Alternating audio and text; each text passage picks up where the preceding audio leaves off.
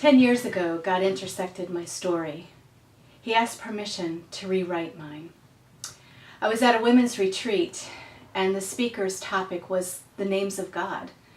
The first one being Abba, Daddy. Even saying Daddy now makes me a little uncomfortable. You see, her challenge was to write down all the positive stories, all the positive influences that our earthly father had on us. I didn't have a story. I couldn't think of one thing. Because when I was 10 years old, my father walked out on us, abandoned our family. I wrestled with God that whole night. I was angry that he would try to pry open that chapter that I'd slammed shut so many years ago. But he was unrelenting, and so I conceded. And the next morning, God took me aside in a quiet time, and he showed me the many wonderful things that my father was created to be. You see, God had forgiven my father when he'd asked for it.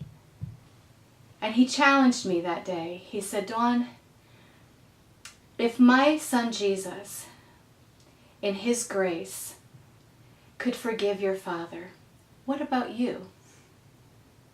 I'd love to say I ran right home and I forgave my father, but I didn't. Oh, I ran home all right, but I ran away. I ran away from God and his challenge and that chapter, and I wanted to slam it shut again, not to feel the pain of rejection and abandonment.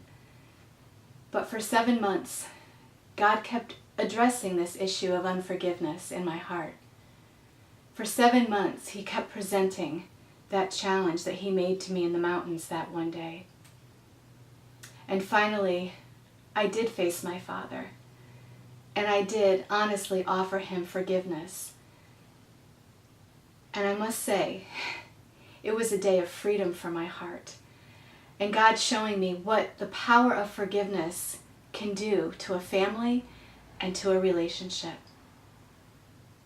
God wants to intersect all of our little stories so that we can become part of his great big story. Mine was learning the freedom of forgiveness. What's your story?